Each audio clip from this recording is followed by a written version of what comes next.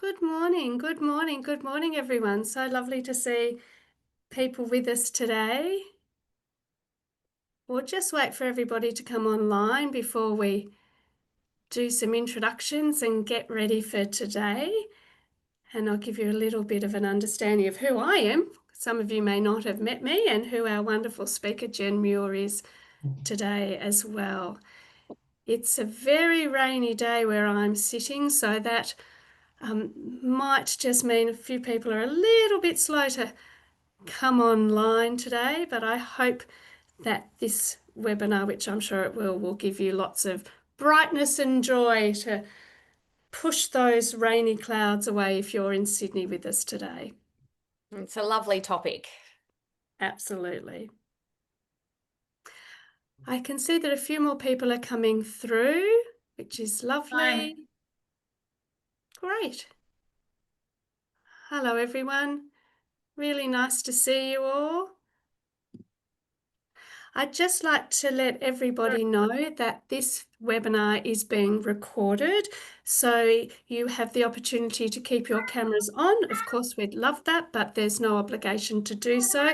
So if you'd like to turn your cameras off, you are certainly more than welcome to. So again, just as people are coming through now, I wanted to let you know that this webinar is being recorded, so you have every opportunity to join us, and it's lovely to see you all. But again, no obligation. If you would like to turn your cameras off, you absolutely can.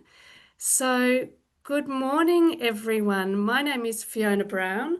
I am a board member of Playgroup New South Wales, which I absolutely love, and I'll tell you a little bit about that in a short while. Firstly, may I start by acknowledging the traditional owners of the land on which we sit. I sit on Gadigal and Bidjigal land, and all of the traditional owners from wherever you are based today. I acknowledge and pay my respects to their elders, past, present, and emerging. So, good morning, everyone. As I said, my name is Fiona Brown. I'm looking at a really tiny screen here, so I'm sorry if you see me darting around the room. That's because I'm trying to get a face-to-face with everybody. Today's webinar is about the absolutely important topic of grandparenting and great connections with families. We're going to be joined today by our special keynote speaker, Jen Muir. Hi, Jen, how are you? Hi, everybody. It's so nice to be here. Jen's going to share quite a bit with us over the course of this webinar. Jen is, as you can see here, an obstetric social worker, an author, a parent educator, and a Lego Duplo ambassador. And I'm really excited to hear about all things grandparenting from Jen today. A little bit about me. As I said, I am a board member of Playgroup New South Wales. You can hear my bell going in the background, but we'll just forget about that. I'm also a grandparent, and a very proud grandparent. I'm a mother of three and a grandparent of three, and have had a really wonderful grandparenting week so far. I've just come from school with my two eldest grandchildren, and have had a lovely grandparenting week there, and looked at all the wonderful things that they're learning in the classroom, and sharing a little bit about what we know as grandparents and how our lives have changed. I'm also a grandparent of a very little one, a 15-month-old, and I was lucky enough to go to a grandparent session at my local library yesterday. And the topic of that really resonated for me. It was called Wisdom and Wonder. And I thought, I love that. That really resonated with me in terms of what it means to me to be a grandparent. I've often said that my favourite word is nana. I love that. And I love how each of my three grandchildren say that differently. But the idea of wisdom and wonder really made me think, because it allowed me to understand the value that I have as a grandparent and can contribute to my grandchildren and also my children in helping them raise their kids, because we do as grandparents have great wisdom, and it's really lovely to be able to share that in lots of different ways. But the wonder side of that really came through as well, because I'm always in awe of what my grandchildren are doing and how they grow and develop. And I'm also in awe of the challenges of how my kids are parenting their children, because it is different. It is very different today from how it was when I was a first parent. I'm going to say 38 years ago, which I know you're all going to say, how did that happen? So, very much looking forward to this session today. Jen's going to share with us lots of opportunities for us to question, to deep dive into some of the topics. Please feel free to ask your questions in the chat. You'll be able to see the chat button probably on the bottom of your screen.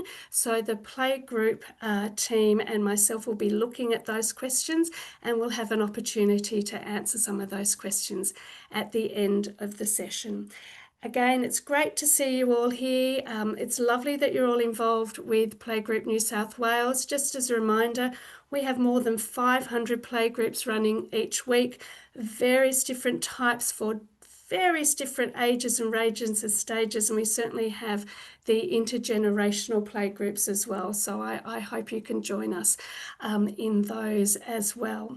I'm going to hand over now to Jen, because I'm really looking forward to hearing about this opportunity to join and to play strong as grandparents. Over to you, Jen. Thank you so much, Fiona. I really appreciate it. And huge welcome to all the grandparents who are here today. I'm really passionate about the topic of grandparents. I'm not only the lucky mum that has 4 involved grandparents in the lives of my 4 boys, but working with thousands and thousands of young parents, I can see that grandparents really are the glue that's holding the modern village together. And I think that any grandparent that is invested and willing to come along to a session to maybe learn more about their kids or about grandkids is just doing an incredible job, and your grandkids and your kids are so lucky to have you in your life. So it's just a really big thank you from me. And I thought I might start today with a little bit of a story, because I'm going to get into talking about the role that grandparents play. And I hope to have you realize that not only are you playing a huge role in the emotional and mental health outcomes of your grandkids, really significantly, we know through research of just having one involved grandparent, but we know that you have an impact on your kids or the parents of those children. We also know it has an impact on you by being involved. So there are so many great benefits, but I'm going to also really talk about how the benefits are not happening in anything complicated or anything that's new. The benefits are happening in the tiny everyday moments of just being involved and showing up in kids' lives, and in that unconditional love that grandparents bring to the relationship. And it really is through these tiny moments that you're already doing that this magic is happening. And I think it's so important we acknowledge that relationship. So I want to talk today about modern parenting, because I think it's really important in any conversation about parenting or grandparenting. We acknowledge that a whole lot of stuff has changed in the way modern parents are doing things. I want to talk about all the things that have changed, and then I want to talk about all the things that have not changed, which interestingly is our babies and children. And then I want to talk about the role of grandparents before we get into some practical strategies that you might use with your grandkids, particularly if you are a grandparent who cares for kids on a regular basis. These will be some really great strategies that you can use in the caring of kids. So let's do it. So let's start with an understanding of the modern world we are parenting in. You are not imagining it. The pressure on modern parents is real. And I want to start with that. So a couple of huge changes have happened in our world, and it's not just COVID. It's really been kind of a 20-year shift that we've seen. I have 4 boys. They now range from 9 to 16 years of age. And I know when I kicked off as a parent, I suddenly wanted to do some things a little bit different to the way I was raised. And that was not a result of me thinking my parents had it wrong, but just access to information. Social media came about. I got my first smartphone. I was able to use Google in the night when my newborn came home to find out every little thing, every little gurgle he made. I was in there madly Googling, what's the answer? And I'm part of that generation that started to do things a little bit different. I wasn't calling my mum mum, I was going to Google, I was going to Facebook, I was going to Instagram. I had access to information that we'd never had, and it was in my news feed 24/7. I couldn't turn it off. And I want to kind of tell a story you might relate to as a grandparent. But when I had my first baby, I remember thinking that, no one really could do it the way I could for this perfect little first baby. And I remember the first time I finally allowed my mother-in-law to mind him. He was about 6 months old, and I took him over for her to mind him for about an hour. Now, she was a mother of 4 kids herself, so she kind of had some experience. But I handed her over a phone book full of notes on how to mind this baby for the hour, including detailed instructions on exactly how to hold his little rusk stick that he might want to eat when he had his little rusk. And my beautiful mother-in-law, she took it in her stride and said, "Yes, dear, that's fine. I'll hold the rusk exactly how you want." And she was so patient with me as I learned how to kind of accept that I could hand over some of that responsibility, as the way I was doing that parenting was a little bit, intense and different. You might like to hear that many years later, my beautiful mother-in-law moved in for a whole week. She minded my 4 boys so that my husband and I could go on this once in a lifetime trip to New York. My youngest child was 11 months. My oldest child was 7. So she is a saint, this woman. She moved in, and as I was heading off to go to the airport, I still remember her standing on the front porch with my baby on her hip, and she said, "When do I feed the baby?" And as I hopped in the taxi, I was like, "You'll work it out." So I guess I just tell that story to sort of highlight how modern parents can be doing things a bit differently. They can be coming at things with this kind of a lot of information that can make them a little bit more, uptight or worried about getting things right. And that pressure is really real. They've just got access to a lot more information. There's more financial pressure. They're living and working differently. And all of this is sort of changing the way they do things. And I think, it's good to have a sense of that. So I always say, as well as the information overload, the village has changed. So we live in a much more individualized society. We're less likely to know our neighbors and rely on that. When I was growing up as a little girl, I remember roaming freely between the neighborhood yards, all the mums just mixing in together as the kids kind of free ranged. And my first word was my neighbor's name, a little girl called Phoebe, and I called her Peeby. And it was kind of a different world to the one, again, that I had my kids in, where we were so worried about stranger danger, and we have big fences and we kind of don't know our neighbors. And often we work many more hours. So we're sort of living in our communities differently. So we've got these big schedules, we've got busy lives, not just our parents busier, but kids are busier. We've got our kids scheduled up to their eyeballs in activities and sports. We're busy running around all the time. We often live away from family. There might be grandparents on this Zoom today that maybe are tuning in to find out how to support a family from further away. And that's really common as well. And that's all kind of made the world in which we're parenting really different. And this leads us into what hasn't changed, and that is our babies and children. And this is actually a photo of my mum. This is my third son, and she came up to Brisbane, where we were living at the time, to support us as we had our third baby.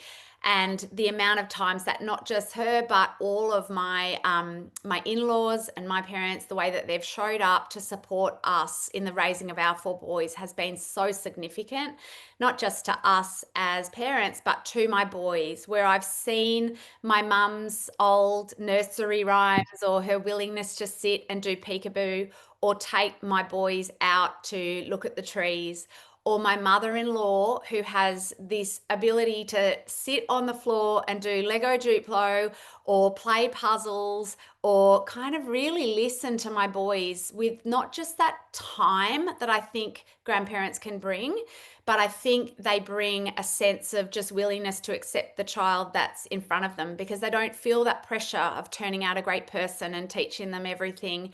They can really just love that kid exactly how they are now.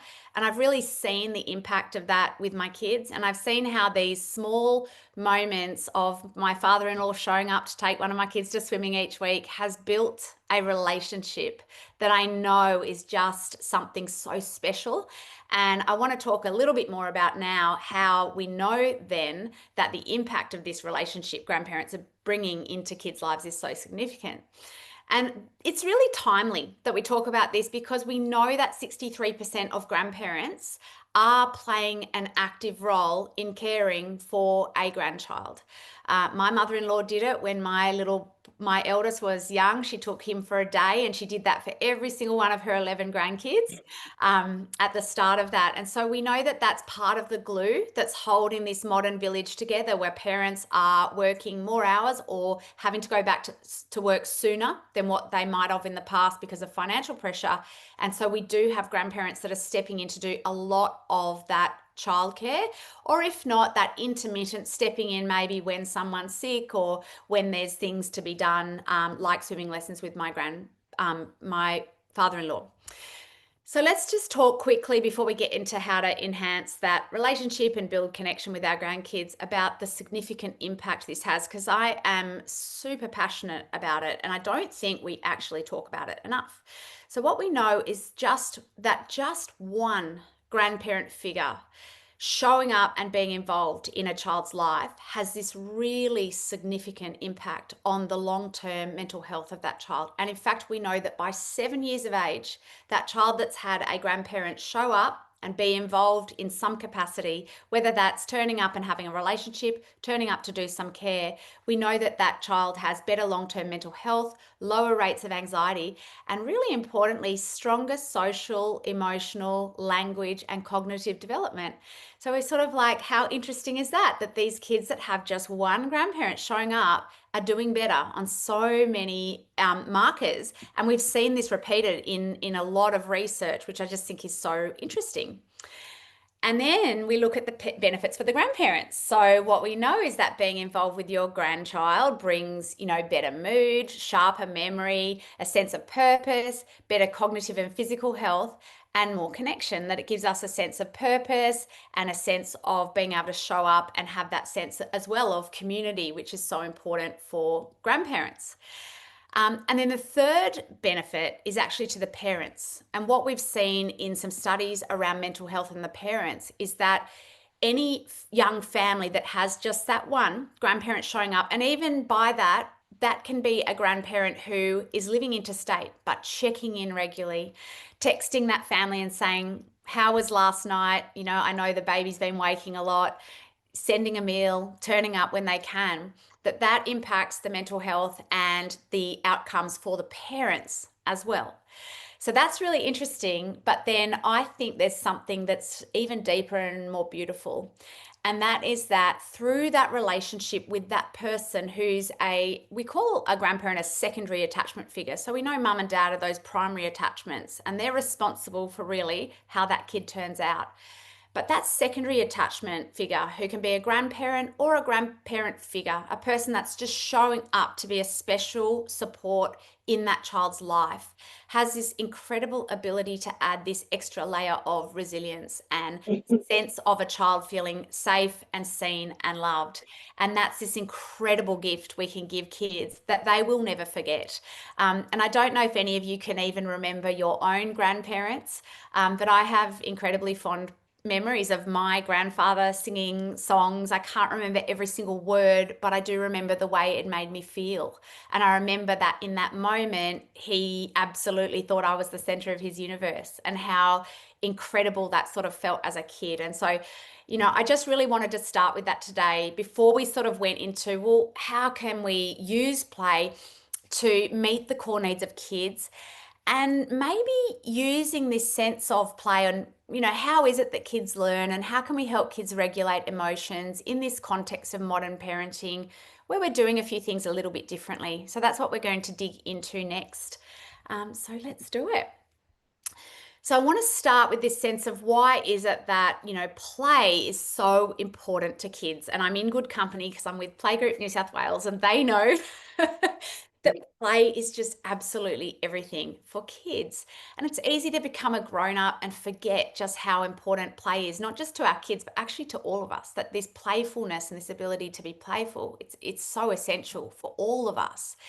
But play, particularly for kids, is really interesting because there was a period in the 90s where we sort of thought maybe we needed to hold flashcards up and get kids doing their baby Einstein, and teaching them multiple languages to turn out a really great, smart kid. Even when my eldest was born 16 years ago, I remember we would sort of Hello. we were sold all these black and white baby mobiles that would make our child more intelligent. We were told to put them in front of certain specific videos to teach them skills. And actually, what we know is that it's in playful connections and in those, if for a little baby, just looking at our faces, that so much is happening in that beautiful eye contact that happens between a baby and a parent or a grandparent, that all of that right side of a baby's brain that wires them for connection and interaction with others is building just in those moments. And it's actually in the tiny little moments that happen in a game of peekaboo, or when a little baby pokes its tongue out and a beautiful parent or grandparent pokes their tongue out back, doing that serve and return, that all of the things our kids need for turning out the absolute best way that they can is actually happening. So I want to dig a little bit more into play and how powerful it really is in setting our kids up. But also, if you are a grandparent who's minding a child, we're going to find out how to get them to just get into or out of the bath, and how to get them to just put their shoes on or leave the park, because that is tiring and it can be really hard, especially when you're dealing with toddlers. So play lies at the center of kids' core needs, because it's through play that they learn absolutely everything that they need to know.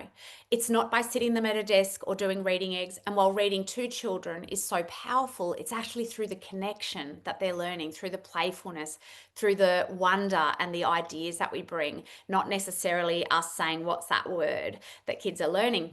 And actually, a little bit of a stat for you, that it takes a child 300 repetitions to learn a new skill, or to build a synapse in the brain that kind of builds a new skill, unless it's done through play.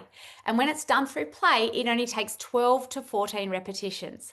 And the reason for that is when kids are in that play state, when they are in flow and their creative mind is open, that's when their brain is not just open to learning their letters and their numbers and their gross motor skills and their fine motor skills, but their brain is open to building resilience, to understanding connection and relationship and sharing and all of those beautiful skills that our kids need. That's all happening through that incredible environment of play. So it's really through play that we can answer the 3 core questions our kids have. And that is, am I loved? And we answer that through connection when we stop and join our child in their world, even for 30 seconds, which is playfulness. They feel in that moment loved and worthy of loved. And that's the connection that we do. That's how kids process love. The second question our kids ask us as their caregivers is, am I safe? Has someone got me when I'm struggling to make a good choice, when I can't share with my sibling, or I can't go well, or I can't leave the park? Is someone able to lead me and sort of be in charge? Because I'm just a kid and my brain's not fully regulated or formed till 25 to 28. And then the third question our kids ask us is, am I seen and heard? Can someone be with me in the good times and in the bad times when I'm struggling without pushing me away? And all of this can happen best through play, and particularly in the grandparent relationship. The final thing that I think is just so important in just honing in on is that actually when we join our kid in play, we're able to see the world through their eyes. And a little tip for you today that's just so powerful and so small is that when we simply talk out loud about what a child feels or sees or experiences, that child feels seen. And I want to stop there and almost say that from the minute a baby is 6 weeks old and that baby looks up at the tree, and as that caregiver, as that grandparent or parent, we might look at our child and we look up at the tree and we say, oh yeah, you're looking at the tree. And that's all we're doing. So simple. And I know grandparents, I know you're all thinking, I do that. But we say that. We say, yes, you're looking at the doggy, or you're looking at the tree. Now you think, okay, that baby's 6 weeks old. They can't understand you. But what our babies as humans know from birth is a feeling of being seen, of that empathy, of that sense, hey, yeah, this person who's with me sees what I see. That's what our babies know from birth. And we can continue to do this throughout our children's life. In fact, it's one of the most powerful things you can do in your parenting or your grandparenting all day long is just narrate what your child is seeing or feeling or experiencing. So for that older child who's busy building those Lego Duplo blocks, like in this slide here, and they're struggling to get that brick on, we can say, yeah, it's really tricky. You really want to get that brick into place. And we're not rushing in to fix it or change it or do something about it too quickly. We're just narrating. And what happens in that moment is that our child feels seen. And in addition to that, especially as grandparents, we're able to hold a bit of space for the struggle. And we know that modern kids they're struggling to get a lot of struggle in their lives. Fiona and I were chatting, I think, before we got on about how much the world's changed with the internet. This is a generation of kids that have never had to sit through an ad on TV. This is a generation of kids that have this on-demand world. We joke as, my grandfather used to say that he walked 10 kilometers to school. There's no child walking 10 kilometers to school anymore. There's no child who's going, in modern society, thank goodness, going hungry for too long or having too much struggle in their worlds. So as a result, as grandparents and as parents, we can allow those opportunities to build that frustration tolerance best through play, where we're not rushing to push the ball too near the baby who's reaching. We're not going to leave that baby in complete struggle so that they're really, upset, but we might stop and narrate, yeah, you're trying to reach that ball, that's tricky. And our baby might need our help to get the ball, but they might succeed in doing it on their own. Or this child might click that Lego brick in on their own.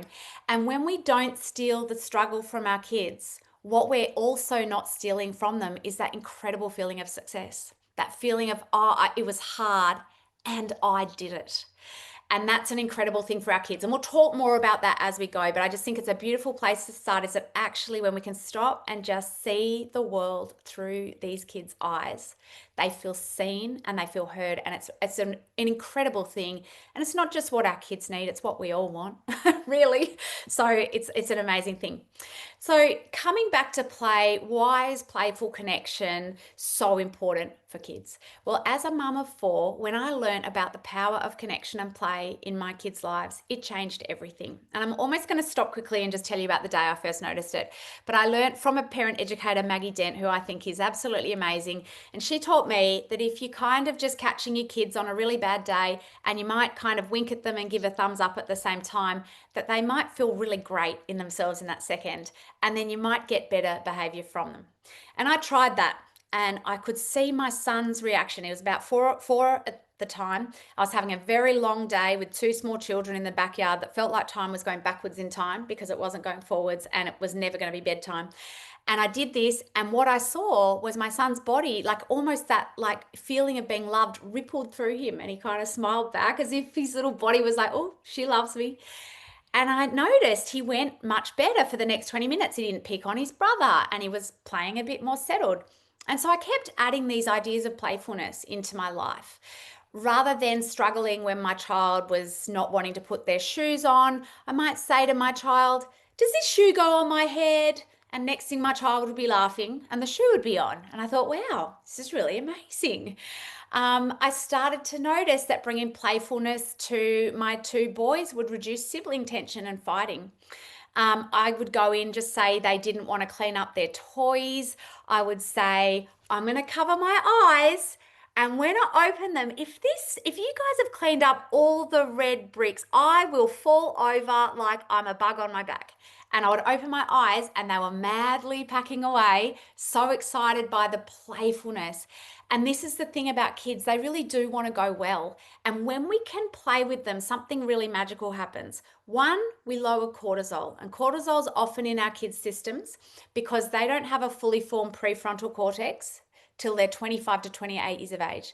And what that means is that their emotions sit in their brain all wild like this. And even when they're having a really good emotion, like I'm just really excited because I'm at my favorite park and I'm having the best day, that excitement can build up in the child's brain. And what comes with it to protect them is cortisol. It comes from the amygdala, which is a really kind of old part of the brain, and it doesn't know the difference between an actual threat, like there's a lion in this park, or the emotional threat of this is a big feeling and I'm having a lot of it and it feels intense.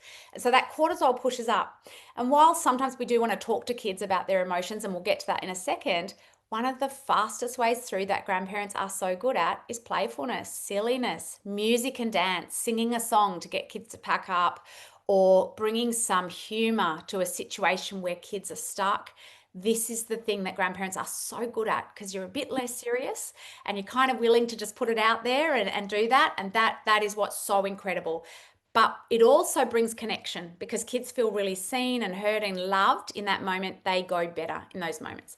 So let's talk a little bit more about the power of play and how we can use it to help our kids with struggles, or to kind of narrate some of those sibling tensions that might be coming up, or maybe even transitions. So I love this idea of using the concept of emotion coaching. So again, just sort of helping our kids with maybe a transition. So whether it is you've got care of a child for the day and you need to get them into the bath or into bed and they don't want to go into bed, or maybe it's a child that does not want to eat dinner because there's a pea in that dinner and they don't like peas and that is just not happening.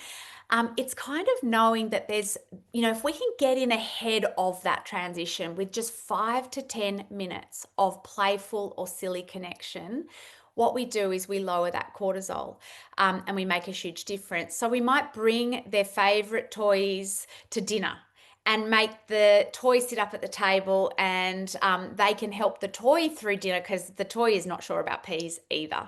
And kids just love that. They join us immediately in that. I have this youngest child, his name's Harry. He is 9 and he's a firecracker. Like, he got sent to earth to test me. I did not know everything about parenting, let me tell you. And Harry's job is to feed the dog every day. And every day, if I walk up to Harry and I say, "Hey, Harry, feed the dog," Harry will say, "Why do I have to do everything in this house? Why me? I'm busy. I can't." Whereas what I do now, because I know that playfulness works, the dog is always with me. She's an enormous big Groodle. She's always next to me. I come up to Harry, I pretend I am the dog, and I say, "Hey, Harry, I'm really hungry. Will you feed me?" And every single time, beautiful Harry, who's 9 years old, looks at Poppy, the dog, and says, "Okay, Poppy, come on." And he feeds the dog. So it's just kind of knowing we can get into kind of butting heads with our kids and say, "Well, I'm the parent, so I said so." But just bringing that silliness and that playfulness is so powerful for our kids. And actually, right before a child has to do something difficult, like go to bed or get in the bath, or anything that we know is kind of tricky for that child, just 10 minutes of one-on-one play on the ground with the Lego Duplo is super, super powerful for our kids. The second idea we can use is we can use play to prepare kids for things that are coming up that might be difficult for them. So maybe you've got a child that's about to come and get minded by you, and they're feeling sad about mum or dad going back to work. They don't want to say bye to mum, and we want to prepare them for that day when they're going to be handed over. Or maybe you're helping a child prepare for a doctor's visit or a swimming lesson or a change in childcare or bedtime routine. Play is the most powerful way to prepare our kids. I love talking to parents and grandparents about the idea that if you have a change in bedtime routine coming up, like a child that's moving from a cot to a bed, we might get their toys and have that child play out the idea of the new bedtime routine. They can practice that through the day so that when they get to the night and that transition's coming up for them, their little brain has had a chance to practice the emotions that come up. They got to play that out through that their toys. And again, remember that change or that new synapse, 300 repetitions if done outside of play. If we're just saying this is what's going to happen, only 12 to 14 repetitions if done through play. So it's through that playfulness that they're able to learn those harder emotional skills, which I think is really, really amazing. So, the other thing that we can do through play is we can help build emotional intelligence or resilience or frustration tolerance. And I touched on this at the start as well. But it's sort of knowing that through play, things are going to go wrong. Two kids are going to want the same toy, or that Lego tower is going to fall over and smash, which has happened so many times in my life with my boys. They work really hard on a big creation and they're bringing it over to you with joy and it goes on the floor. Every parent's worst nightmare, every grandparent's worst nightmare, because now we've got an upset child and we just want to fix it or solve it or stop it. Now, you don't have to do this all the time. Sometimes you're totally allowed to just fix the problem and stop the child from crying, and that is your prerogative as a grandparent. I often joke that my kids, when they cry, sometimes my mum has a piece of chocolate unwrapped and out of her bag before I can even blink. That's just what she does, and that is okay because she's their grandma, so that's all right. But if some of the time we stop and we narrate what's happening for our kids, so just say the towel falls over and we say, "Oh no, it fell over. You're really sad. I'd be upset about that too. You worked so hard on this. This is tricky." And we just pause. And we're not rushing to say, "I can fix this," or "you can fix this," or "suck it up. It's not such a big deal." We're not trying to minimize those emotions or even distract kids. Like, "Don't worry, let's just do something else." We're actually allowing them to sit in that emotion that little bit longer. That is really, really powerful for our kids. It builds that frustration tolerance because remember, they need experience at sitting in those uncomfortable feelings so that when they're 16 and they don't get picked for the team or they get, broken up with or something doesn't go to plan, they've had that practice through play at feeling frustration, feeling disappointment, and not having us rush in and fix it or solve it, having us sit with them in that and saying, "Yeah, I'd be upset too." And it's really, really powerful for our kids. And you know what's interesting, and I'm going to just quickly tell this story because I think you can all relate, but if you've ever had a bad day and you're so frustrated and your partner comes home and you say, "I've had the worst day and I'm so annoyed and the kids were a nightmare or work is a nightmare," and your partner tries to give you advice and tell you, "Well, if you just were more organized," or they try to say, "Don't worry about it. Those colleagues of yours are idiots," or whatever. And you're thinking, "I don't want your help. I just want you to listen." And actually, our kids are no different, and our grandkids are no different. They actually really want us to stop and hear them in these moments. And that is one of the most powerful things we can do to make a child feel seen and heard and loved. So, super patient, super passionate about it. You can also do it in the positive moments. So, when kids finally do achieve something, we can narrate that to, "You did that. Wow, you worked so hard on that." And I remember I've been doing that for many, many years, but the moment I saw it really impact one of my kids was actually my oldest son. And he was in about year 8 when he finally worked out that they were actually grading and ranking children at his school in academics. And he decided, "I'm going to actually try." And so he started putting a bit of effort into his academics. And he came to me with this report, and it was sensational. I wanted to say, "You are the cleverest, smartest, most amazing child that has ever walked this planet. I'm sticking that on the fridge." But I held back because I was like, I really want to allow him to kind of experience this success. And what I did was I paused and I listened, and then I said to him, "You've worked really hard on that. I watched you do it. How does this report make you feel?" And he looked at me and almost, glassy eyed said, "Mum, I feel amazing." And it was just such an amazing moment. I just think it's a good, indication of how we do this in these small moments with little kids on the floor with play, in the playroom. But it builds into this long-term ability of that child to know, "Hey, I did that, and that feels really good within me." And that's intrinsic motivation, which is so great for kids. Now, the other thing that our kids need from us in play is a sense that we're in charge. Sometimes kids just can't go well and they can't share and they can't do the right thing and they can't listen. And that's all developmentally normal because remember, they've got that brain and all that cortisol going on. So, how do we help kids with boundaries and limits? And I want you to know that play is how kids will explore limits as well because that's their world. That's how they learn. So, they will want the thing that their sibling has and they will struggle to sort of play in ways that are fair or nice or kind. And that's not because they're not nice or kind kids. That's because it takes a really long time to learn those skills of regulating our emotions. So let's talk about how we can sort of help kids. But I want to touch on the fact that limits are really tricky for modern parents. As a parent educator, what I'm seeing is that modern parents are really struggling with the boundaries element of parenting.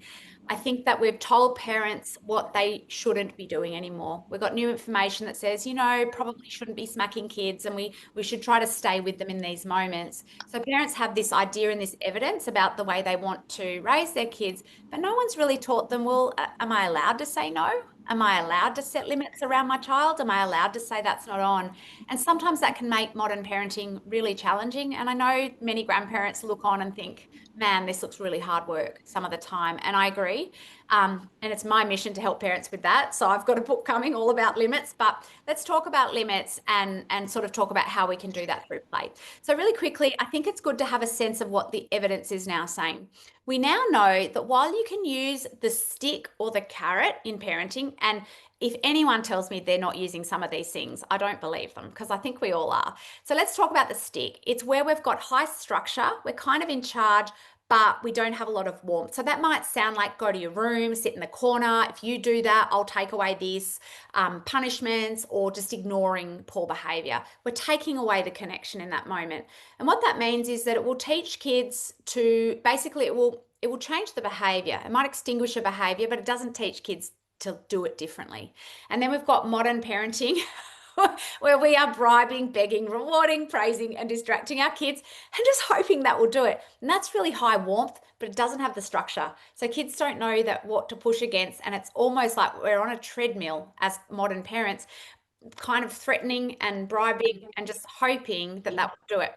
Now, I want to give you a quick example of how you can use these things to get through a day with a small child.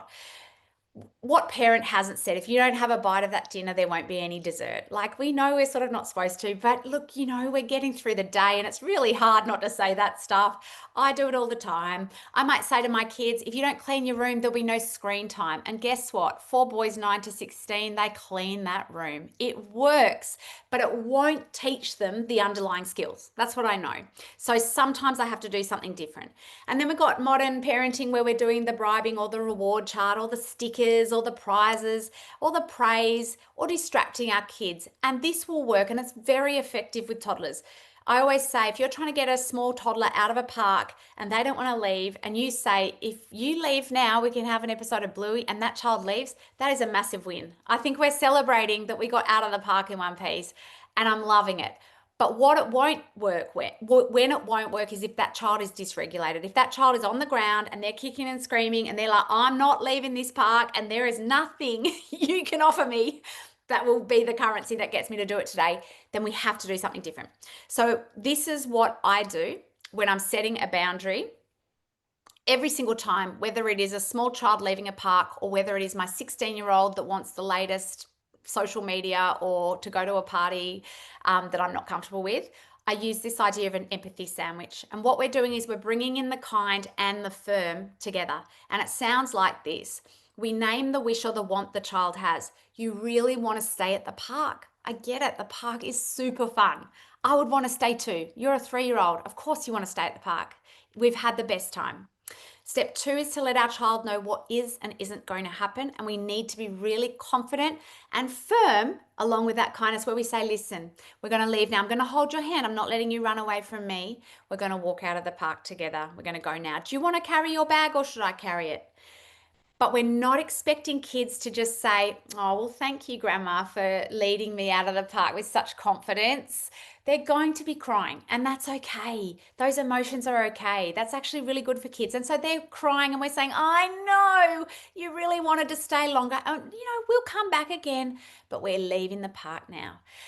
Another example of this might be a child that wants the red brick in this picture and their sibling has it in their hand. And they might see that red brick, and even though you've said no, Jasper's fine with that, you can't have that one, your child or your grandchild might be reaching for that brick, they're going to take it anyway. And this is where I would step in and use these same steps. I'm moving my body near the child because they're probably going to need help. And I'm going to say, I get it. You really want the red brick. The one Jasper's got, I know it looks so good, but he's using it. I'm not going to let you take it. And I'm going to hold your hand. I'm not going to let you take it off Jasper. Okay? And then again, we're not expecting our child to say, oh, thanks, Nana, you've got my back. We're going to say, I know, it's so hard to wait. I hate waiting too. Let's sit and wait together. What can we do while we're waiting? So we're really helping our kids develop that sense of frustration tolerance again through holding and setting limits that keep them safe or keep the sibling relationship safe. And it's super powerful for kids. Another example of this might be that we've said, we're going to have enough of the iPad or the TV. And then kids can absolutely have big emotions. They might be really mad and they might try to take the remote or take the iPad. They're not giving it back. They might want to throw their toys, and we might say, you're mad, but I'm not going to let you throw. I'm going to hold the iPad until we can be safe. I'm going to put it up on the fridge. We're not done forever, but we're done for right now. And I know it's hard. You're allowed to feel frustrated about that. So that's how we hold that balance of firm and kind. That is much more likely to be effective for our kids than just all firm, where we're threatening, because that can raise cortisol when kids are distressed, or the bribes, which often won't work when kids are distressed. So this is what we can do when those things are not working. Again, not to say you can't use the odd thinly veiled threat and that you can't use the odd little bribe or sticker to get kids to move through the day. But if just some of the time we hold that limit in that way, that is that balance of firm and kind, it is super powerful for kids. So I want to teach you a little bit more about kids and dysregulation. Kids move up through 10 lower level emotions before they melt down. And our low level emotions is the time to coach or do these things that I've talked about. If kids are hitting or throwing or biting, they're no longer online. We can't do a lot of that stuff I've talked about before. They really need us to really contain them, give them a big bear hug and say, yeah, I'm not going to let you bite or hit. I've got you as much as possible. Or I'm going to move my body because I'm not going to let you hit me. I'm going to move myself away. I don't like this game. Might be what we say if we're not even physically capable of holding back that child. I'm going to step away. I'm not going to let you do that. I'm going to move the baby. We're not going to hurt him. So that's the kind of thing that we might do when kids are really distressed. But I like to talk about the low level emotions because these are our superpower. And I like to sort of look at this little kid who's here, and again, he's upset about dinner. I bring dinner up a lot because I got 4 boys, and every night somebody is just absolutely devastated by how much they hate dinner. And our instinct is to go back to all that behavioralist stuff, right? We say, if you just have a bite, you can have a yogurt. That's a bribe. Or we say, if you don't have a bite, there'll be no yogurt. That's a threat. And neither of those things are going to work if my kid is dysregulated like this kid. So what I might do instead, and I love you to just imagine that, as a grandparent, you walk around the table, you put your arm around that kid and you say, oh, you're just not feeling it about this dinner, huh? Again, we're just narrating what's happening in our child's world, and that is super, super powerful for our kids. It makes them feel seen and heard. And with my boys, 9 times out of 10, they eat that dinner. Like it just is so magical in terms of getting kids to cooperate. And what we're really doing there is we're going beyond the behaviors. So when we're looking at kids who are pushing limits or struggling with a sibling during a playtime session, we're going below that and we're narrating that maybe they're a bit disappointed because their brother has the toy that they want, or maybe they're just really tired today and that might be what's going on, or it's been a really big day and they're a bit overwhelmed. When we can see what's beneath behaviors, we are a lot better at supporting our kids with those, and it's through playtime that we can do that. So let's have another look at some scripts that might help us building this emotional intelligence through play. You might say again to this child, you want the big brick. Isabella is using it, but look at her face. She's not done. So that teaches our child to read early social cues, nonverbal social cues, which is incredible for them, really important. I'm not going to let you take it from her. I'm here and we can wait together is what we might do. We're holding a limit, but we're not leaving that child alone or sending them away with it. And that's really amazing for them. I know you love watching TV. We're going to watch one episode and then we're going to play with our Lego Duplo. And then we might say, I'm turning off the TV. Let's build the Bluey house together, or let's do something together that we both love, and we can link from their favorite show into a game that involves their favorite character, and that's called a bridge. So you're allowed one episode of Bluey, and then we're going to play with our Lego Bluey, after that is what we might say. Okay, I want to talk now about what to do when things go pear-shaped. This is a shot of my boys, and it's from a day in my house I remember so well. My youngest child there, you can see in the shot, he's about 11 months. That's Harry, who's 9 now. And that's my older boys. And they used to love building these enormous towers. And on this particular day, and there's a third child who's not in shot, but on this day, they'd actually all worked together to build this tower. And as a mum, you know, that first time you've got all 4 kids actually playing together, you just want to freeze time because it is the most magical kind of thing. They were kind of, the teamwork was happening, the sibling relationship was thriving. And I'm sure you're all feeling what happens next in this moment, but that tower comes crashing down. It lands on the baby and he's upset. The kids are fighting about whose fault it is. And it just felt like everything had gone pear-shaped. And I think we can often just lament that, you know, it's really hard. This is what happens with kids. And I just sort of want to talk about what we might do when everything goes wrong and none of this goes to plan. So the biggest mental shift that we sort of talked about today is this idea that maybe it's not our job to fix it or solve it or change it. It's just our job to listen. So I actually can't remember what I did in that moment. I just remember it was chaos. But I would now, or what I would recommend we try to do is just go, gosh, guys, this is so frustrating. You were having the best time and now you're mad at each other. I get it.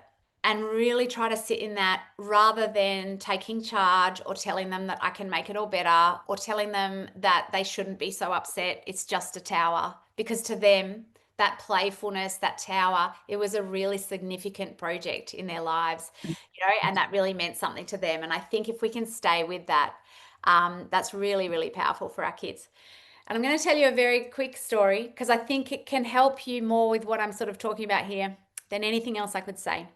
And it all involves a banana. So if you've had a grandchild around, you know that bananas are a very tricky topic.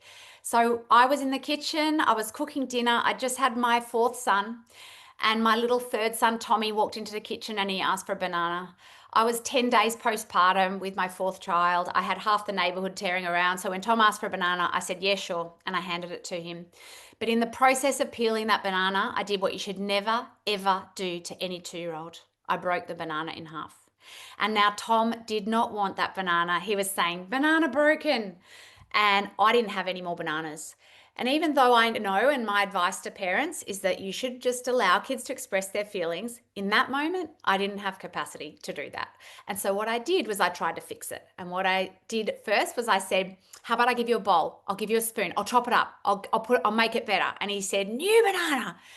And then he's on the floor and he's kicking and screaming. And then I said, look in the fruit bowl. I don't have any bananas. I tried to use logic. He's screaming louder, new banana.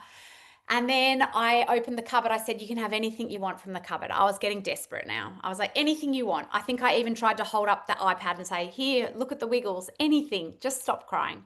And he was at this point kicking and screaming. And at this point, what I desperately wanted to do was actually just scream, go to your room. That's what my mum would have done to me. That's what I really wanted to do.